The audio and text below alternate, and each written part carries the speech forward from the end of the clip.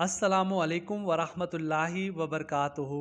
मुअज़्ज़िज़ बहन भाइयों, बेटी से माँ बनने तक का सफ़र और बाप की बेटी के लिए क्या जज्बात है, ये हमारी आज की वीडियो का इन्वान है। मुअज़्ज़िज़ बहन भाइयों, एक बाप का पैगाम बेटी के नाम। ए राहत जान, आखिर आज वो दिन आ ही गया जिसका मुद्दत से इंतज़ार था। वालिदैन के लिए इससे बढ़कर अलमनाक, दर्द अंगेज, ज़बत व तहम्मुल की आजमाइश में डालने वाला कोई वाक़या नहीं हो सकता कि वो अपने कलीजे के टुकड़े को पाले और जवान कराकर किसी दूसरे के हवाले कर दे। लेकिन दुनिया जहाँ की नाजुकी पली लड़कियों, क्या वालिदैन इस बारे में आज़ाद और खुद मुख्तार है? क्या उनके बस में है कि वो ऐसा ना कर दे? अफसोस है कि ऐसा नहीं हो सकता। वो मजबूर है कि जब कोई लड़की सने शऊर में पहुंच जाती है तो कलीजे पर पत्थर की सील रखकर उसकी जुदाई का सदमा बर्दाश्त करे। जिन वालिदैन को अल्लाह ताला ने बेटे और बेटियां ज़्यादा तादाद में दी है, उनकी निस्बत ये गुमान किया जा सकता है कि बेटों की मौजूदगी में बेटी की कम परवाह होती है। बेटों को दुल्हने लाकर वो अपने घरों को आबाद कर सकते हैं, मगर जिन लोगों के घर में सिर्फ एक ही लड़की हो, वहीं अकलौती, उस घर की रौनक, वहीं माँ बाप की मुश्तरका जज्बात मोहब्बत की मरकज़, वहीं उनकी दोन दौलत जायदाद इमलाक की वाहिद मलका। ऐसी बेटी के वालिदैन भी तो आखिर बेटी को नहीं रख सकते। कम आमदनी रखने वाले माँ बाप के मुतल्लिक ये ख्याल किया जाता है कि बेटी के अखराजात बर्दाश्त नहीं कर सकते, इसलिए उसको अपने घर से रुखसत करके अपने सर का बोझ डालते हैं। मगर जिनको खुदा ने सरबत व दौलत से मालामाल किया है, वो क्यों ऐसा करते हैं? कोई बादशाह, कोई दौलतमंद ताजिर क्या ऐसा जिसके बारे में बताया जा सकता है जिसने अपनी बेटी का बयान ना किया हो, जिसने अपने दिल की ठंडक और आंखों के नूर को दूसरों की कनीजी में ना दिया हो?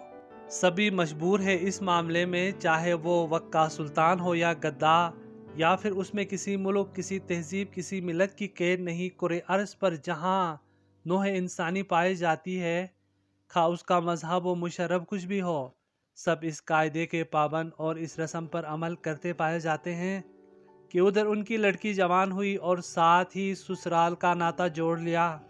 इस्लाम ने इस्लाह मुआशरत इंसानी के निज़ाम पर जब तवज्जो की तो कायनात अर्ज़ी में अशरफुल मखलूक़ात की ये निस्ब आबादी ऐसे कसम पुरसी की हालत में पाई गई कि आज भी उसके तसव्वुर करने से जिस्म के रोंगटे खड़े हो जाते हैं।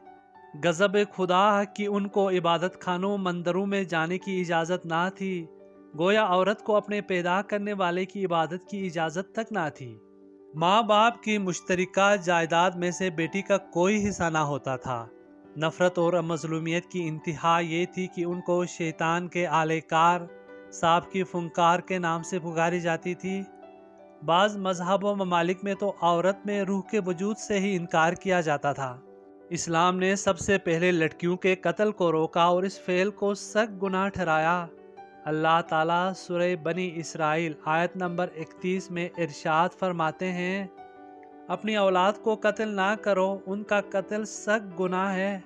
फिर औरत की दीनी हैसियत वाज़े की। मर्द जो निजात और मग़फ़िरत का अपने आप को ठेकेदार समझ बैठा था, उनकी आंखें खोलने के लिए अल्लाह ताला ने इरशाद फरमाया, एक गोरो इंसानी, हमने तुम्हारी तख्लीक ही मर्द और औरत के इश्तराक से की है, और ये जो घराने और कबीलों की तकसीम है, ये तो महज ज़रिए शनाख्त है।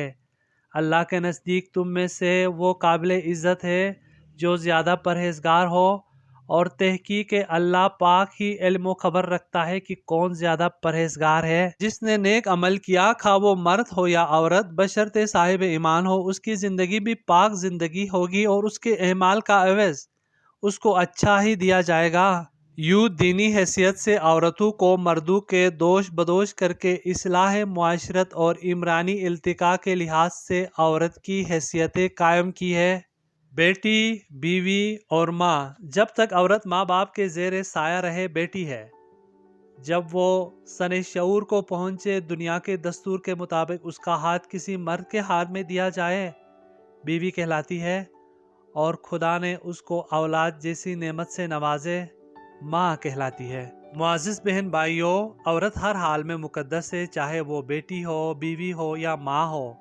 हमें इस्लाम के मुताबिक उनके साथ वो रवैया इख्तियार करना चाहे जो हमारे दीन ने हमें सिखाया है। अल्लाह हम सब का हामी और नासिर हो। अस्सलामु अलैकुम व रहमतुल्लाहि व बरकातुहू।